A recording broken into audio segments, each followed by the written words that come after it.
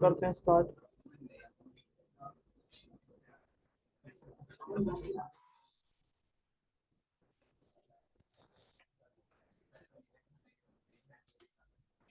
Group में सारे add होना इस वाले में। तू रहने दे, ऐड ही मतलब। तेरे को भी ऐड होना है? तू ऐड नहीं है?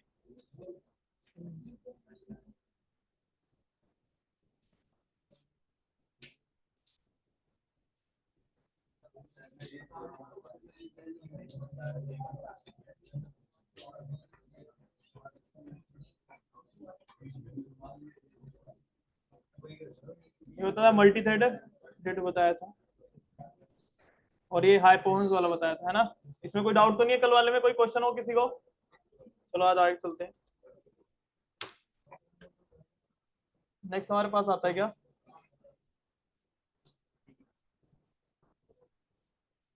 जावा एज अ प्लेटफॉर्म इंडिपेंडेंट मैंने बता दिया था आपको, ठीक है। उसके बाद मैंने तो आपको ना मैं कुछ फीचर बताया था, तो मैंने ये कुछ फीचर्स ऑफ जावा बताए थे जो कि हमारे जावा में, जावा के अंदर होते हैं, जो जावा को थोड़ा सा अलग बनाते हैं अकॉर्डिंग टू सी और सी प्लस प्लस।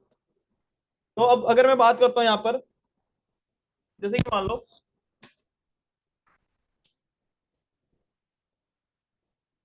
मैं आपको एक और कुछ फीचर दिखा देता हूँ थोड़े बहुत। मैंने एक पीडीएफ शेयर की थी आपको इसमें, कोर जावा की। तो यहाँ पर जैसे फीचर्स ऑफ, अगर मैं थोड़े से और दिखाता हूँ और कौन कौन से फीचर्स होते हैं जावा में।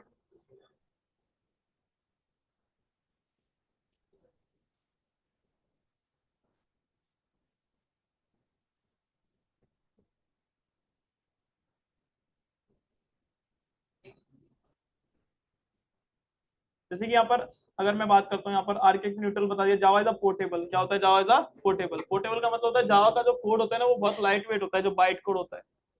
उस बाइट कोड को आप पेन ड्राइव में कॉपी करके किसी भी ओएस पे ले जाकर, किसी भी ऑपरेटिंग सिस्टम पे उसको रन कर सकते हो, कोई प्रॉब्लम नहीं आती।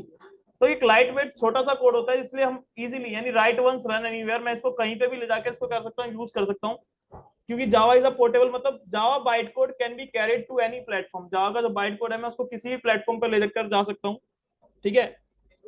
नो इम्प्लीमेंटेशन, आपको उसमें कोई चेंजेस करने की जरूरत नहीं है। नो इम्प्लीमेंटेशन डिपेंडेंट फीचर, इसके अंदर कोई डिपेंडेंसी का फीचर नहीं होता।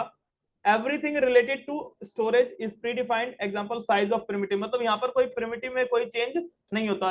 हर एक ओएस के ऊपर जावा का जो प्रोग्राम है वो सेम मेमोरी ऑक्युपाइड करता है, सेम स्पेस ऑक्युपाइड करता है, उसको उसमें आपको कोई चेंज करने की जरूरत नहीं पड़ती।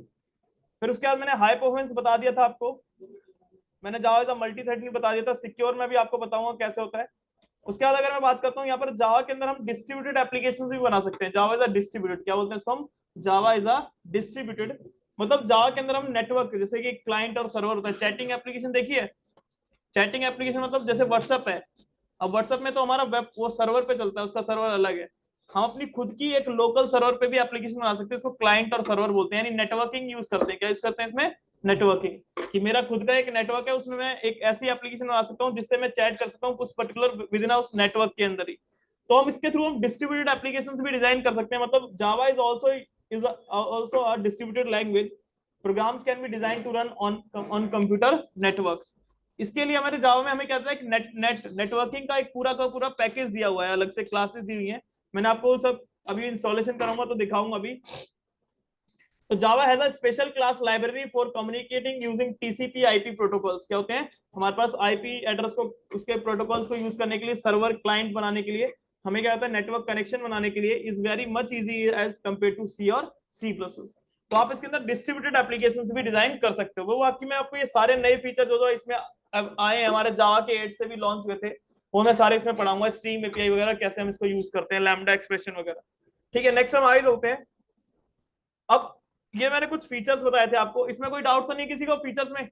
नेक्स्ट हमारा हम स्टार्ट करते हैं। मैं आज आपको कराऊंगा जेडीके क्या होता है, जेआरई क्या होता है, जेबीएम क्या होता है, उसकी वर्किंग क्या होती है इंटरनली, और इंस्टॉलेशन कैसे करते हैं, ठीक है।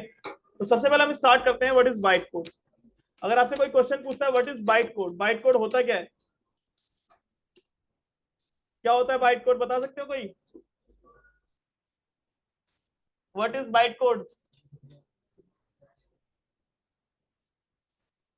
बोल बोल बोल, अरे गलती से बोल तो दे। हाँ भाई दुग्गल, बाइट कोड क्या होता है? खड़ा हो जा, बाइट कोड तो बता दे। What is byte code? Simple सा क्वेश्चन है। प्लेटफॉर्म इंडिपेंडेंट नहीं पूछा मैंने, बाइट कोड की वजह से प्लेटफॉर्म इंडिपेंडेंट होता है, बिल्कुल सही जवाब है। लेकिन बाइट कोड क्या होता है? 0 1 होता है, क्या होता है? 0 1। बादल, बादल को बोल, क्या होता है बाइट कोड? इंडिपेंडेंट तो होता, वो तो होता है, लेकिन बाइट कोड क्या होता है? What is byte code? Byte code पूछ रहा हूँ मैं।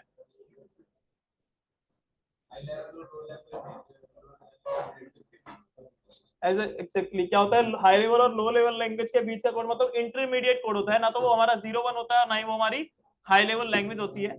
तो अगर मैं बाइट कोड की बात करूं तो बाइट कोड क्या होता है? एक मीडिएटर कोड होता है, एक जो कि हमारे ना तो वो हाई लेवल है और ना ही वो प्रॉपर लो लेवल है, 0 1 है। वो क्या होता है? एक सिंबल्स होते हैं। क्या होते हैं हमारे? सिंबल्स। मैं आपको अभी वो दिखाऊंगा कैसे दिखता है। तो देखो अगर मैं बाइट कोड की बात करता हूँ तो व्हाट इज बाइट कोड? तो बाइट कोड क्या होता है हमारे पास, आपको देखो सिंपल से दिखाता हूँ। तो byte code is a computer object code that N interpreter converts. यानी बाइट कोड को कंपाइलर कन्वर्ट नहीं करता, कौन करता है? हमारा इंटरप्रेटर। क्योंकि हमारे जावा में दोनों चीज होती है, कंपाइलर भी होता है और क्या होता है? इंटरप्रेटर भी होता है। जावा में कंपाइलर भी होता है और क्या होता है? इंटरप्रेटर भी होता है। तो byte code is computer object code that N interpreter converts into binary machine code, जिसमें इंटरप्रेटर क्या करता है? उसको बाइनरी मशीन कोड में कन्वर्ट करता है।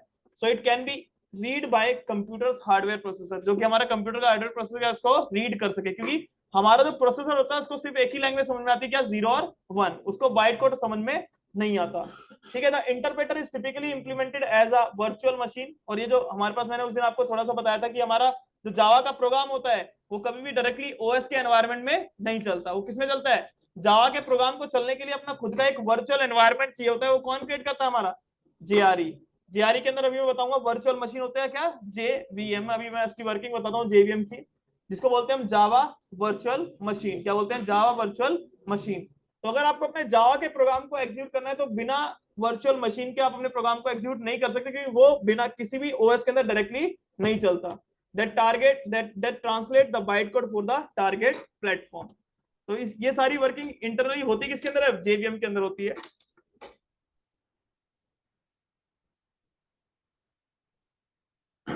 अब एक क्वेश्चन आता है, why we call it byte code?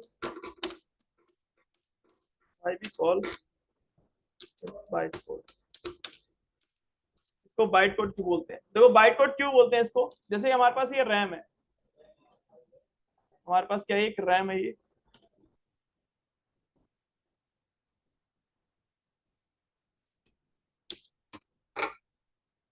इस रैम के अंदर मान लो ऐसे बहुत सारे सेल हैं।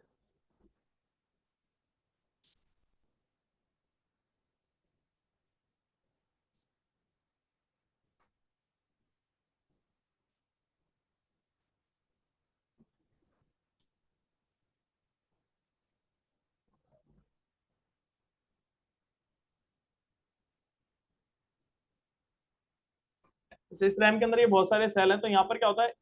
हर अब बाइट कोड के अंदर क्या होता है? सिंबल्स होते हैं। क्या होते हैं? सिंबल्स। मतलब क्या होता है? Each symbol,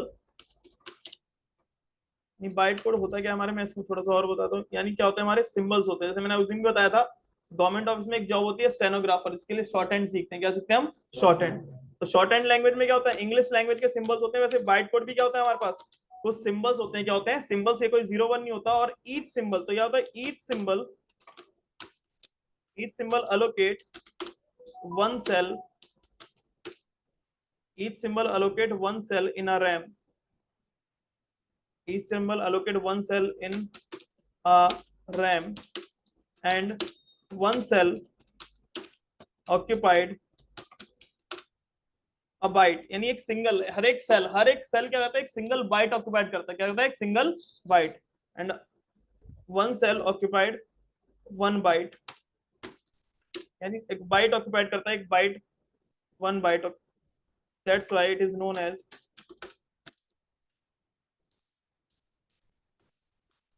bite code. इसलिए हमने इसको बोला भी क्या? बाइट कोड बोला। क्या बोला? ये क्योंकि हर एक सिंबल इसमें एक बाइट ऑक्युपाइड करता है, एक सिंगल बाइट ऑक्युपाइड करता है। इसलिए इसको क्या बोलते हैं हम, बाइट कोड बोलते हैं। क्या बोलते हैं, बाइट कोड। तो बाइट कोड क्या होता है, हमारा कोई 0-1 नहीं होता, और ना ही कोई हमारी हाई लेवल लैंग्वेज होती है। ये एक इंटरमीडिएट कोड होता है हमारे ह्यूमन बीइंग यानी हम प्रोग्रामर और हमारे प्रोसेसर के बीच में, जिसको हमारा वर्चुअल मशीन क्या करता है, ट्रांसलेट करता है किसमें, 0 और 1 में। किसमें ट्रांसलेट करता है, 0 और 1 के अंदर। मैं इसको शेयर कर देता हूं आपको। देखो इस तरीके से, तो इतना समय इसमें कोई डाउट तो नहीं।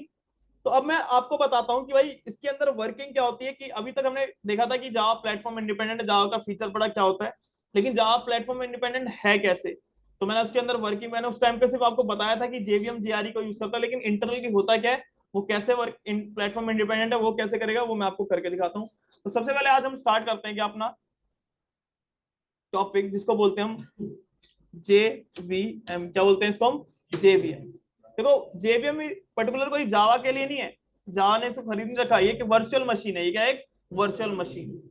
वर्चुअल मशीन क्या होता है, कोई भी वर्चुअल मशीन है जिसको मैं कहीं पे भी यूज कर सकता हूँ, जहां पर भी मेरे को उसकी रिक्वायरमेंट है। ठीक है, वर्चुअल मशीन मतलब एक वर्चुअल एनवायरनमेंट क्रिएट करेगा। क्या क्रिएट करेगा, वर्चुअल एनवायरनमेंट। किसके अंदर, किसी भी ऑपरेटिंग सिस्टम के अंदर जहां पर भी आपको वर्चुअल एनवायरनमेंट क्रिएट कराना है। लेकिन अब इसको जावा में यूज कर रहे हैं तो इसको बोलते हैं जेवीएम, मतलब जावा वर्चुअल मशीन। अगर मैं इसी को पाइथन में यूज करता हूँ तो उसको हम पीवीएम बोलते हैं, मतलब पाइथन वर्चुअल मशीन। तो जेवीएम मतलब जावा वर्चुअल मशीन।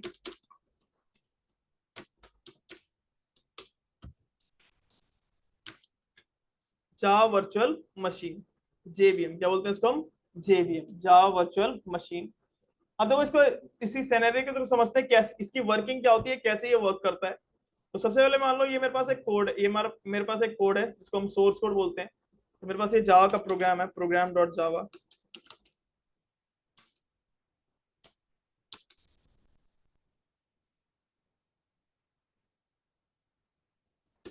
ये डॉट जावा फाइल है, ठीक है। ये क्या है, हमारे पास एक डॉट जावा फाइल है। इसको क्या बोलते हैं हम, सोर्स कोड बोलते हैं। क्या बोलते हैं इसको हम, सोर्स कोड। इसको क्या बोलते हैं हम, सोर्स कोड बोलते हैं। क्या बोलते हैं, सोर्स कोड। तो यहाँ पर मैंने कुछ इंस्ट्रक्शंस लिख रखी हैं ऐसे,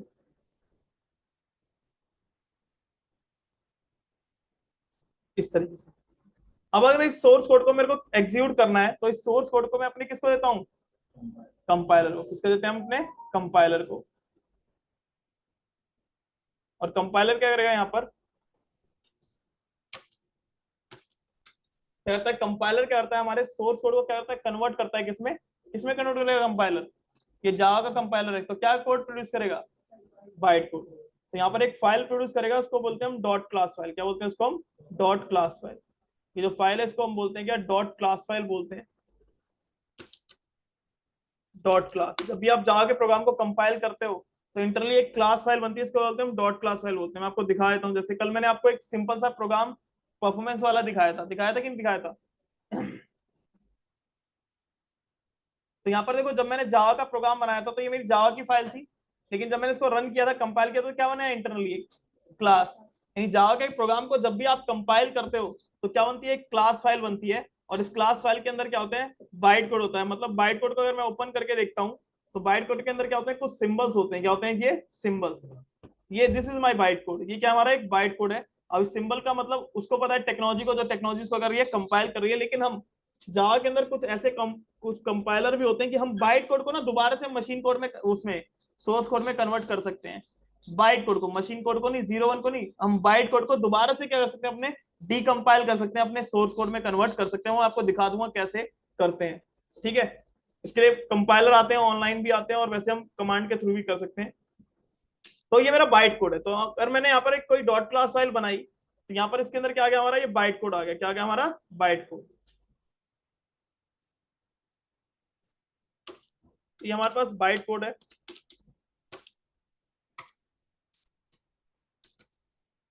अब इस बाइट कोड को मैंने, मान लो ये मेरे पास, जब भी हमारा बाइट कोड बनता है तो वो ना हमारे मेमोरी में आके स्टोर हो जाता है। मान लो ये मेरे पास एक मेमोरी है, यानी हमारे पास ये हार्ड डिस्क है। क्या हमारे पास ये हार्ड डिस्क, अभी क्योंकि एग्जीक्यूट नहीं है हार्ड डिस्क। दो तरह की मेमोरी होती है, एक परमानेंट होती है, एक टेम्परेरी होती है। क्या होती है, एक परमानेंट होती है, क्या होती है, टेम्परेरी। प्राइमरी मेमोरी बोल सकते हैं। तो प्राइमरी मेमोरी क्या होती है, हमारी रैम होती है। क्या होती है, रैम। क्योंकि सबसे पहले जब भी हम कोई कोड लिखते हैं, अभी ये जो चल रहा है ये किसमें चल रहा है, रैम में। जब मैं इसको सेव कर दूंगा तो कहाँ चला जाएगा, ये हार्ड डिस्क में चला जाएगा, रोम में चला जाएगा, ठीक है। तो रैम, प्राइमरी मेमोरी होती है रैम और सेकेंडरी मेमोरी होती है रोम या हार्ड डिस्क बोल लो उसको, ठीक है। अब इसके अंदर हमारा जो ये डॉट क्लास फाइल है, ये डॉट क्लास फाइल है, यहाँ से आके यहाँ पर रखी हुई है। अभी मेरा सिर्फ प्रोग्राम क्या हुआ है, कंपाइल हुआ है। अभी मेरा सिर्फ प्रोग्राम क्या हुआ है, कंपाइल। अभी कोई एग्जीक्यूट नहीं, अभी कोई आउटपुट नहीं आएगी, सिर्फ मेरी डॉट क्लास फाइल बनी है। क्या बनी है यहाँ पर, हमारी डॉट क्लास फाइल। और इस डॉट क्लास फाइल के अंदर क्या है, हमारा बाइट कोड होता है। क्या होता है हमारा, बाइट कोड। इस डॉट क्लास फाइल के अंदर क्या हमारा, बाइट कोड। अब मान लो ये मेरे पास एक ये ऑपरेटिंग सिस्टम है। ये क्या है, मेरे पास एक ऑपरेटिंग सिस्टम है। ऑपरेटिंग सिस्टम, ये मेरा कोई भी ओएस है।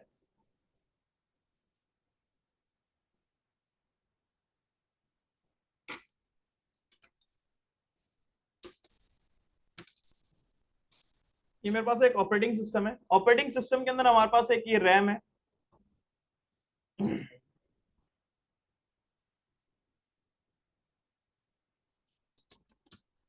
और इसी के अंदर हमारे पास एक ये हमारा प्रोसेसर है। क्योंकि जितनी हमारी इंस्ट्रक्शन उनको एग्जीक्यूट कौन करेगा, हमारा प्रोसेसर ही करता है। कौन करता है, हमारा प्रोसेसर।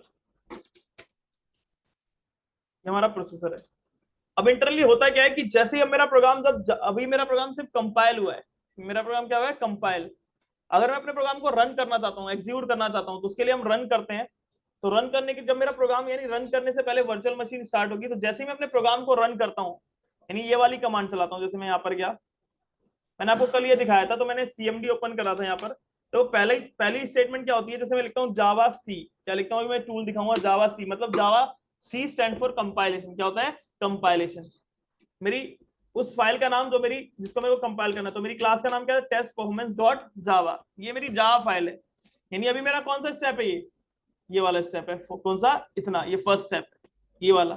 अभी मेरी कोई डॉट क्लास, जैसे ही मैं यहाँ पर कंपाइल करने के बाद एंटर मारता हूँ, तो ये मेरी डॉट क्लास फाइल बनी है।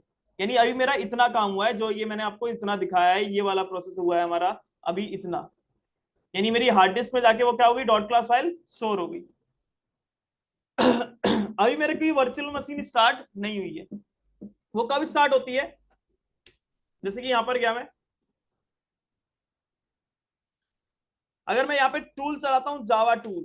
जावा टूल जो होता है वो रन करने के लिए यूज करते हैं। किस लिए यूज करते हैं, रन करने के लिए। तो जावा टेस्ट परफॉर्मेंस, क्या होता है, जावा टेस्ट परफॉर्मेंस। ये मेरी उस क्लास फाइल का नाम है जो क्लास बनी है। अब मैं अभी मेरा जैसे ही ये लाइन पे एंटर मारूंगा, जैसे ही इस लाइन पे एंटर मारूंगा, तो मेरा जेवीएम स्टार्ट होगा। तो देखो अब मैं जैसे ही इस लाइन को एग्जीक्यूट करता हूं, तो हमारा जब जेवीएम स्टार्ट होता है, तो जेवीएम क्या करता है, जावा वर्चुअल मशीन क्या करती है हमारी, इस ओएस के अंदर, इस पर्टिकुलर ओएस एनवायरनमेंट के अंदर, इस पर्टिकुलर ओएस एनवायरनमेंट के अंदर एक वर्चुअल एनवायरनमेंट क्रिएट करता है। क्या क्रिएट करता है, एक वर्चुअल लेयर। मतलब एक लेयर बना ली। क्या बना ली, एक लेयर। जैसे हमने इस रूम के अंदर एसी के थ्रू क्या करता है, एक वर्चुअल एनवायरनमेंट क्रिएट कर रखा है, जो कि ओरिजिनल एनवायरनमेंट किसके अलग है, जो हमारे अकॉर्डिंग हमने एक एनवायरनमेंट क्रिएट कर रखा है। तो इस लेयर को बोलते हैं ये वर्चुअल मशीन। यानी एक लेयर है हमारे पास, इस जेवीएम की लेयर है। किसकी लेयर है, ये जेवीएम। ये लेयर क्रिएट करिए, वर्चुअल मशीन लेयर है, जो ओरिजिनल एनवायरनमेंट के अंदर है। यानी अब इसके अंदर कौन सा एनवायरनमेंट हो गया, ओएस का एनवायरनमेंट नहीं है, अब किसका एनवायरनमेंट है, जावा का, मतलब जावा वर्चुअल मशीन का एनवायरनमेंट। अब हमारा यहाँ पर, अब जैसे ही हमारा टास्क ये हमारी वर्चुअल मशीन के अंदर है, यानी वर्चुअल मशीन ने अपना एनवायरनमेंट क्रिएट किया, तो उसके बाद हमारा सबसे पहले जेवीएम का सबसे पहले जेवीएम का एक फर्स्ट सब प्रोग्राम ऑफ जेवीएम स्टार्ट होता है। फर्स्ट सब प्रोग्राम ऑफ जेवीएम जिसको हम बोलते हैं क्लास लोडर। क्या बोलते हैं इसको हम, क्लास लोडर। क्या बोलते हैं, क्लास लोडर। इसके नाम से ही पता चल रहा है क्लास लोडर, कि क्या करेगा, ये डॉट क्लास फाइल को लोड करेगा। तो अब क्लास लोडर क्या करता है भैया, इसका पहला काम करता है, क्लास लोडर क्या करता है, हार्ड डिस्क से बाइट कोड को उठाएगा और इसको रैम में जाके क्या करेगा, लोड करेगा। क्योंकि एग्जीक्यूशन तो रैम में ही होती है। यानी पहला स्टेप है ये हमारा, फर्स्ट स्टेप, कि हार्ड डिस्क से क्या करेगा, इस बाइट कोड को उठाएगा और इसकी कॉपी लेकर जाएगा। क्या ओरिजिनल नहीं लेके जाएगा, क्या लेके जाएगा, इसकी एक कॉपी। इसकी एक कॉपी लेकर जाएगा, ओरिजिनल लेकर नहीं जाएगा। तो कॉपी लेकर जाएगा, तो कॉपी लेकर जब जाएगा, तो यहाँ पर क्या होगा, यानी यहाँ पर क्या करेगा कि डॉट क्लास फाइल, यानी यहाँ पर क्लास लोडर क्या करता है, इस डॉट क्लास फाइल को कहां पर लोड करेगा, रैम के अंदर। यानी class loader loads the dot class file, class loader loads the dot class file into RAM. जो क्लास लोडर है वो लोड करता है क्या, डॉट क्लास फाइल को किसके अंदर, रैम के अंदर। मतलब यहाँ पर इसका पहला स्टेप है कि class loader loads the dot class file into RAM. मतलब ये हमारी जो डॉट क्लास फाइल है वो यहाँ पर जाके यहाँ से उठाकर उसको कहाँ स्टोर कर देगा, रैम में जाके स्टोर कर देगा। किसमें स्टोर कर देगा, रैम। यानी यहाँ पर अब मेरी डॉट क्लास फाइल यहाँ पर पहुंच जाएगी। कहां पर पहुंच जाएगी, यहाँ पर इंटरनली। यानी मेरा ये बाइट कोड आ गया। क्या गया मेरा, बाइट कोड। उसके बाद अब मेरे पास यानी हमारा ये पहला स्टेप हो गया, class loader loads the dot class file into RAM. अब क्लास लोडर के अंदर ना बहुत सारे सब प्रोग्राम भी होते हैं, वो मैं अभी आपको बताता हूँ। पहले मैं इसका, जब ये हमारी डॉट क्लास फाइल रैम के अंदर लोड हो जाती है उसके बाद हमारा सेकंड सब प्रोग्राम स्टार्ट होता है जेवीएम का। हम कहते हैं ना जावा के प्रोग्राम में कभी कोई वायरस नहीं आता, यानी Java is a secure language, उसके अंदर कभी कोई वायरस नहीं आता। तो क्या कहते हैं, सेकंड सब प्रोग्राम होता है हमारे जेवीएम का, सेकंड सब programme of JVM.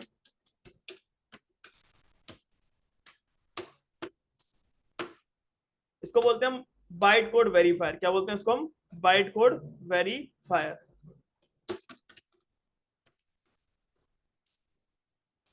Byte code verifier का मतलब कि ये चेक करता है कि भैया जो हमारे पास बाइट कोड आया है उसके अंदर कोई ऐसा कोड तो नहीं जो मेरे प्रोग्राम में यूजेबल नहीं है, या मेरे प्रोग्राम में जो हमने इंपोर्ट किया, जो लाइब्रेरीज हम चला रहे हैं उसके अलावा कोई दूसरा कोड तो नहीं है, कोई अनएक्सपेक्टेड कोड तो नहीं है। अगर इसको कोई भी उस प्रोग्राम के अकॉर्डिंग कोड नहीं दिखता, उसके अलावा कोई भी कोड दिखेगा, ठीक करेगा उसको रिमूव कर देगा। क्या कर देगा, उसको रिमूव। मतलब बाइट कोड वेरीफायर क्या करता है, वेरीफाइज द कोड,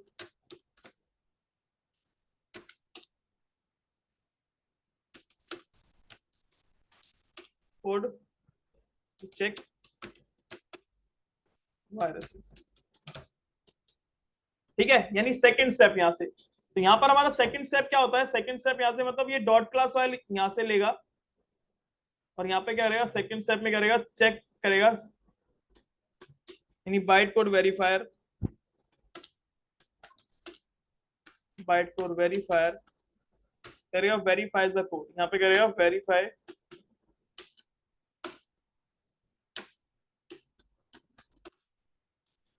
कोड। अब कोड को जब वेरीफाई कर रहा है, गलत होगी स्पेलिंग, इसको सही कर लेना। वेरीफाई करने के बाद उसके बाद ये कोड फिर से यहाँ पर जब एक फाइल देता है तो यहाँ पर भी अभी क्या देगा, एक फाइल देगा जिसके अंदर क्या होगा, हमारा बाइट कोड होगा।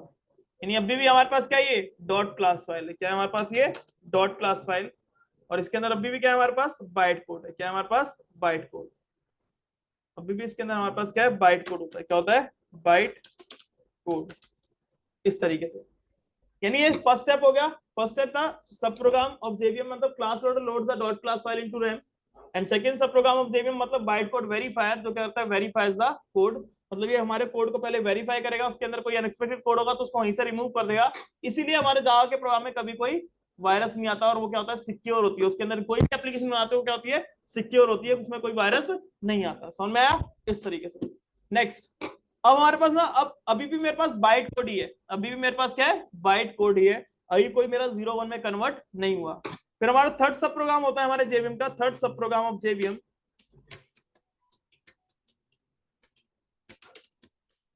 थर्ड सब प्रोग्राम ऑफ जेवीएम, इसको हम बोलते हैं क्या, एग्जीक्यूशन इंजन। क्या बोलते हैं इसको हम, एग्जीक्यूशन इंजन। क्या बोलते हैं इसको हम, एग्जीक्यूशन इंजन।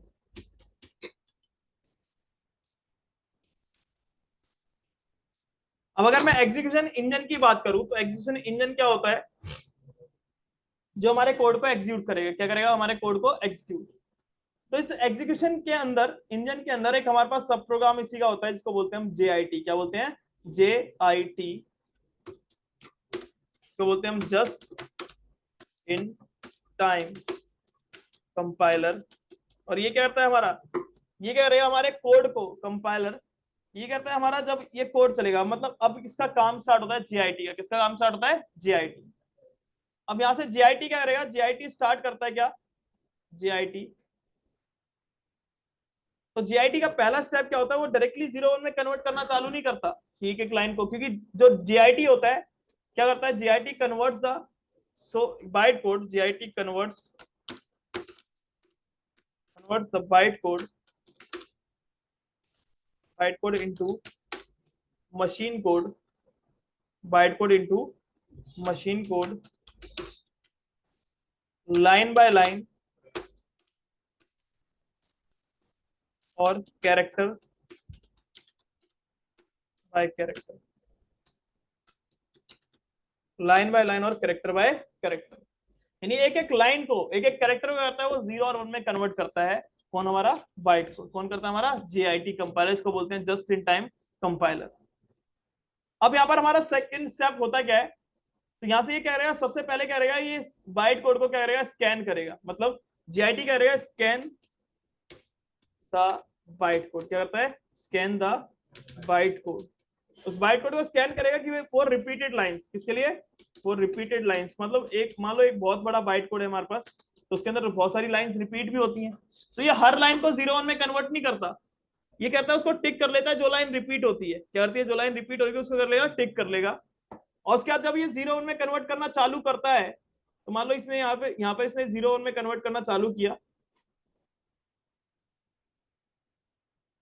तो जब यहाँ पर ये 0 1 में कन्वर्ट करना चालू करता है, तो फिर जब ये इसको पता है कि भाई ये लाइन रिपीट हो रही है, जिसको अपने इसने चेक कर रखा था, उसको टिक कर रखा था, तो उसको पता है ये लाइन दोबारा से रिपीट होगी, तो जब ये 0 1 में कन्वर्ट करता है उसको, तो उसकी एक मेमोरी को ना, उसको उसके उस कोड को एक कैशे मेमोरी बनाता है। क्या बनाता है? एक कैशे मेमोरी। ये हमारे पास एक कैशे मेमोरी होती है, टेम्परेरी मेमोरी इसको बोल लो या कैशे मेमोरी बोल लो।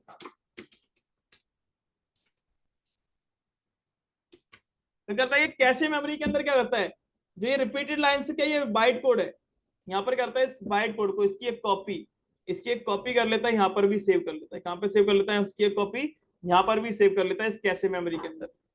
अब जब ये कैशे मेमोरी में सेव कर लेता है, तो उसको पता है कि भाई ये लाइन दोबारा आती है, तो दोबारा से वो लाइन आती है तो उसको 0 1 में कन्वर्ट नहीं करता, उसको कर लेता है इस कोड को यहाँ से कर लेता है रीयूज कर लेता है, कर लेता है उसको यहाँ से रीयूज, इसी कोड को यहाँ से कर लेता है, फिर वो रीयूज कर लेता है, करता है रीयूज। तो रीयूज का मतलब क्या होता है? यहाँ पर मैंने यहाँ पर ऐसे लिख दिया, तो यहाँ पर जब उसको रीयूज कर लेगा तो इससे क्या होती है, हमारी परफॉर्मेंस फास्ट हो जाती है। इसीलिए पाइथन के अकॉर्डिंग जो पाइथन होता है वो JIT इंटरप्रेटर को यूज नहीं करता, वो सी में लिखा हुआ एक इंटरप्रेटर है उसको यूज करता है, जो ट्रेडिशनल इंटरप्रेटर है, सी इंटरप्रेटर। इसलिए सी जो पाइथन का इंटरप्रेटर है उसकी परफॉर्मेंस स्लो होती है अकॉर्डिंग टू जावा के JIT कंपाइलर के अकॉर्डिंग। अब ये होती क्यों है, देखो मैं आपको उसको प्रूव भी करके दिखाता हूँ कि पाइथन कैसे किसको यूज करता है, तो मैं आपको यहाँ पर दिखा देता हूँ।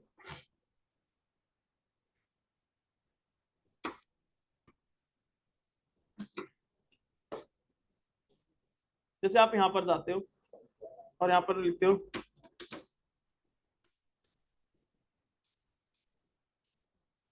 जैसे इसके पूरे वेबसाइट पे गया। अब यहाँ पर देखना डाउनलोड्स में जाते हैं, ऑल्टरनेटिव इंप्लीमेंटेशन में देखते हैं, आपको दिखा देता हूँ। देखो यहाँ पर क्या लिखा है, this site host the traditional implementation of Python nickname C Python. उसका नाम क्या होता है? C Python. इसको इंटरप्रेटर, ये इंटरप्रेटर का नाम है, पाइथन का नाम नहीं है। किसका नाम है? इंटरप्रेटर। मतलब उस पाइथन का जो इंटरप्रेटर है वो जो पाइथन यूज करता है वो सी इंटरप्रेटर को, सी पाइथन इंटरप्रेटर को यूज करता है। जबकि अगर मैं बात करता हूँ, देखो हम पाइथन को जावा के थ्रू भी कनेक्ट कर सकते हैं, पाइथन के थ्रू हम पीवाई, अब देखो यहाँ पर जो ये पीवाई ये क्या है हमारा? PY fast Python implementation of JIT। अगर आपको फास्ट इंप्लीमेंटेशन चाहिए पाइथन के अंदर, इसको अगर आपको फास्ट पाइथन का इंप्लीमेंटेशन चाहिए तो उसके लिए आप किसका यूज करते हो? JIT कंपाइलर को यूज करते हो। किसका यूज करते हो? JIT को। और जावा क्या करता है? पहले से ही JIT को यूज कर रखा होता है। क्या करता है? जावा ने पहले से ही किसको यूज कर रखा है? JIT को। जबकि सी जो पाइथन वाला है वो सी इंटरप्रेटर को, जो सी में लिखा गया है उस इंटरप्रेटर को यूज करता है। इसीलिए पाइथन की परफॉर्मेंस अकॉर्डिंग टू जावा क्या होती है? स्लो होती है। दोनों है इंटरप्रेटेड लैंग्वेज, लेकिन क्योंकि हमारा जो पाइथन जो जावा का इंटरप्रेटर होता है JIT, वो हर लाइन को 0 में कन्वर्ट नहीं करता, उसकी परफॉर्मेंस इसलिए फास्ट होती है। वो क्या करता है? जो लाइन रिपीट होती है उसको एक बार कन्वर्ट करता है, उसके बाद उसको रीयूज करता रहता है, इससे परफॉर्मेंस क्या होती है? फास्ट हो जाती है। समझ में आया? तो इस तरीके से हमारा क्या होता है? JVM इंटरली वर्क करता है। यानी अगर मैं इस लाइन को यहाँ पर, जब मैं ये लाइन चला के इस लाइन को एंटर मारता हूं, जैसे यहाँ पर एंटर मारूंगा तो मेरे को आउटपुट जो आएगी, जो ये आउटपुट आ रही है, इतनी देर में ये सारा का सारा काम हो गया। इतनी देर में क्या हुआ? हमारा क्लास लोडर ने लोड की क्लास को, बाइट कोड वेरीफायर ने वेरीफाई की, JIT ने उसको 0 1 में कन्वर्ट किया, और एग्जीक्यूशन इंजन ने क्या कर दिया हमारा इसको, जब ये पूरा का पूरा 0 1 बन गया, तो यहां से हमारे इस एग्जीक्यूशन इंजन ने किसको दिया? इसको प्रोसेसर को दिया, और प्रोसेसर ने क्या कर दिया? इसको एग्जीक्यूट कर दिया, और हमें आउटपुट हमारी स्क्रीन पे दिख गई। तो ये सारा प्रोसेसर क्या होता है? जब वो रन कमांड चलती है, कौन सी टूल चलता है? जावा के थ्रू वो रन कमांड चलाते हैं। तो ये सारा का सारा काम बैकएंड में होता है इस तरीके से। समझ में आया? तो इसीलिए अब देखो, जब हमारा सारा काम हो गया, तो हमारा JVM का जब सारा काम हो गया, तो जब हम रूम से बाहर जाते हैं तो क्या करते हैं? एसी को ऑफ कर देते हैं, तो यहाँ पे भी ओरिजिनल एनवायरनमेंट वापस आता है। तो मतलब जैसे ही हमारा JVM का पूरा टास्क खत्म हुआ, तो JVM हमारा क्या होता है? शट डाउन हो गया, और जैसे ही जेवीएम शट डाउन हुआ तो यहाँ पर भी ओएस का ओरिजिनल एनवायरनमेंट क्या हो गया, वापस आ गया। समझ में आया? इस तरीके से तो ये वर्किंग होती है किसकी, हमारे जेवीएम की। यानी जेवीएम इंटरनली जो वर्चुअल एनवायरनमेंट जावा का क्रिएट करता है वो कौन करता है, हमारा जेवीएम ही ये वर्क करता है। अभी मैं जेआरई के बारे में बताता हूँ कि जेआरई क्या होता है, ठीक है। तो जो मेन काम है वो किसका होता है, जेवीएम का। इनिशियली हम जेवीएम ही यूज करते थे पहले जब जावा आया था, उस टाइम पे क्या करते थे, लेकिन इसमें क्या होता था, इसमें एक प्रॉब्लम थी। प्रॉब्लम क्या थी, जैसे हम सी में क्या करते थे, ओएस के एनवायरनमेंट के बारे में जानते थे, इनकी जानते थे। अगर मेरे को किसी भी ओएस पे अपने कोड को कन्वर्ट करना होता तो उसके बारे में इंफॉर्मेशन चाहिए होती थी, उसके अकॉर्डिंग लाइब्रेरी फाइल चाहिए होती थी, तो वो हम प्रोग्रामर्स को कॉल करनी पड़ती थी इनिशियली। इसी प्रॉब्लम को सॉल्व करने के लिए वो किसको लेकर आए, जेआरई को। किसको लेकर आए, जेआरई, कि भाई प्रोग्रामर अब तेरे को कुछ नहीं करना, तेरे को मैं सारे के सारी बनी बनाई चीज दे रहा हूँ, जेआरई दे रहा हूँ, इसको बस तू इंस्टॉल कर ले अपने उस पर और तुम्हारा काम हो जाएगा, तुम्हें कोई ओएस के एनवायरनमेंट के बारे में जानने की जरूरत नहीं है। तो JRE is a implementation of JVM. पूरा का पूरा जेआरई के अंदर होता क्या है, जेवीएम ही होता है। क्या होता है, जेवीएम। लेकिन हर एक ओएस के हिसाब से अलग अलग जो लाइब्रेरी फाइल्स होती हैं ओएस के अकॉर्डिंग, वो हर एक जेआरई के अंदर होती हैं। तो इसीलिए जेआरई क्या होता है, हर एक ओएस के हिसाब से अलग अलग क्या होता है, अवेलेबल होता है। आपको फ्री में आप ओरेकल की वेबसाइट से जाके डाउनलोड कर सकते हो, कोई प्रॉब्लम नहीं है। समझ में आया? कोई डाउट इसमें?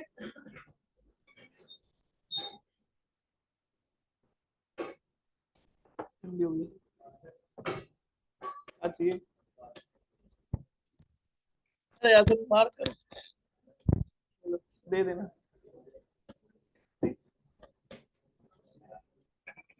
चलो स्टार्ट करते हैं, इसको मैं भेज देता हूँ।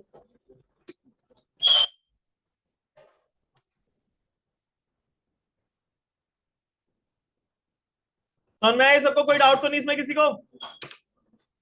कोई क्वेश्चन तो नहीं, सही किसको क्लियर है ये सबको? Yes sir. आपकी ये फर्स्ट क्लास है? Yes sir. ओके। नेक्स्ट हमारे पास आता है क्या, जे आर ई। क्या आता है हमारे पास, जे आर, बोलते हैं जे आर ई। इसमें इसको बोलते हैं जावा रन टाइम एनवायरनमेंट।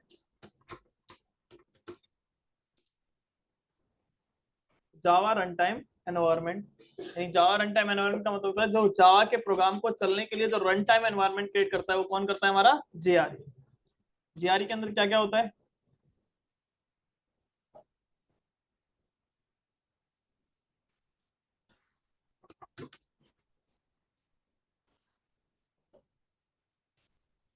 इसके अंदर पूरा का पूरा हमारा क्या होता है, जेवीएम होता है।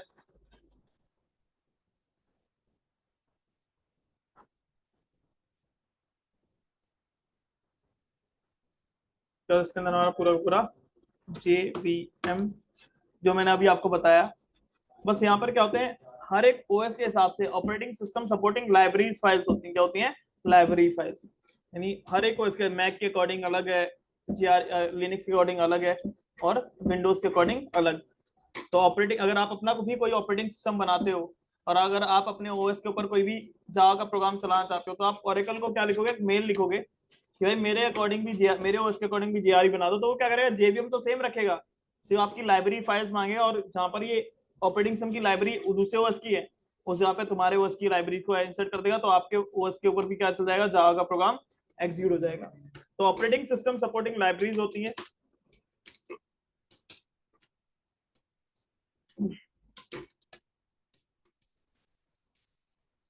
आरटी डॉट जार, जैसे कि अभी मैं दिखाऊंगा, आरटी डॉट जार एक फाइल होती है जो प्रीडिफाइंड लाइब्रेरीज को कंटेन करता है। तो इस तरीके से हर एक ओएस के हिसाब से अलग अलग आप इसको यूज कर सकते हो। समझ में आया? दिस इज जेआरई, क्या बोलते हैं इसको हम, जेआरई, जावा रन टाइम एनवायरनमेंट। तो सबसे ज्यादा मेन काम है, यानी अब जेवीएम को कोई फंक्शन कॉल करने की जरूरत नहीं है, क्योंकि आप जब भी जेडीके इंस्टॉल करते हो किसी भी ओएस के अकॉर्डिंग, उसके अकॉर्डिंग साथ में जेआरई भी क्या होता है, इंस्टॉल होता ही होता है। आपको अलग से इंस्टॉल करने की जरूरत नहीं पड़ती।